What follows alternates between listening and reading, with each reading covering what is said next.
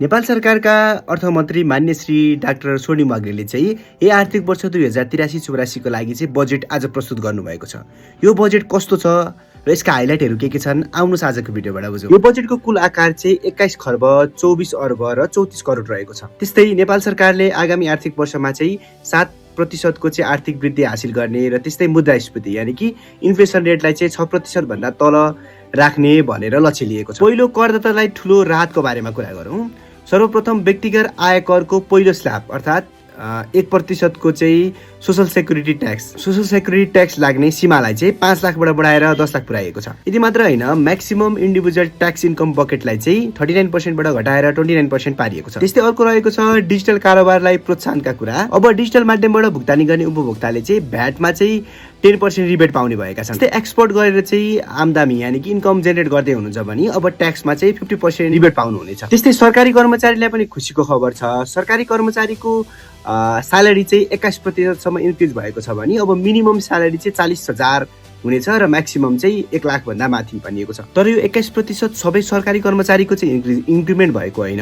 यसको ब्रेकडाउन चाहिँ कस्तो छ भन्दा 10% चाहिँ महँगी भत्ता इन्क्रिमेन्ट भएको हो र त्यसपछिको आउने स्यालेरीमा चाहिँ अरू 10% चाहिँ इन्सेन्टिभ बेस्ड इन्क्रिमेन्ट गरिनेछ भन्ने कुरा गरिएको छ र ओभरअलमा 21% सम्म इन्क्रिमेन्ट भएको कुरा गरिएको छ। र अर्को चाहिँ सरकारले पहिलादेखि नै गर्न खोजिरहेको चाहिँ खर्च कटौतीका कुरा छन्। खर्च कटौतीमा चाहिँ सरकारले म्यासिभ स्ट्राटेजी अपनाएको जस्तो देखिन्छ। 21 वटा सरकारी निकायहरूलाई चाहिँ खारेज गर्ने, 6 वटा गाभिने, त्यस्तै 18 वटा चाहिँ पुनः संरचना गरिने भन्ने घोषणा पनि गरिएको छ। त्यस्तै अर्को रहेको छ ऊर्जा क्षेत्रको कुरा। ऊर्जा क्षेत्रमा चाहिँ विद्युत प्राधिकरणलाई चाहिँ 3 अलग कम्पनीमा चाहिँ विभाजन गरिने, साथै आगामी वर्षभित्र चाहिँ 1040 मेगावाट बिजुली चाहिँ राष्ट्रिय प्रसारण लाइनमा जोड्ने पनि लक्ष्य लिएको छ। त्यस्तै अर्को चाहिँ टेक स्टार्टअप र इन्टरप्रेनरलाई सहयोग गर्ने अपेक्षाले चाहिँ नेपालले पहिलोपटक चाहिँ सोभरेन एआई कम्प्युटर सेन्टर स्थापना गर्ने कुरा गरिएको छ। त्यस्तै कृषि क्षेत्रमा लगानीको कुरा गर्दा 2 करोडसम्म चाहिँ प्रारम्भिक लगानी गर्ने कृषकलाई चाहिँ 40% सम्म पुँजीगत अनुदान दिने कुरा पनि गरिएको छ। त्यस्तै अर्को लगानी र सेयरका कुरा छन्।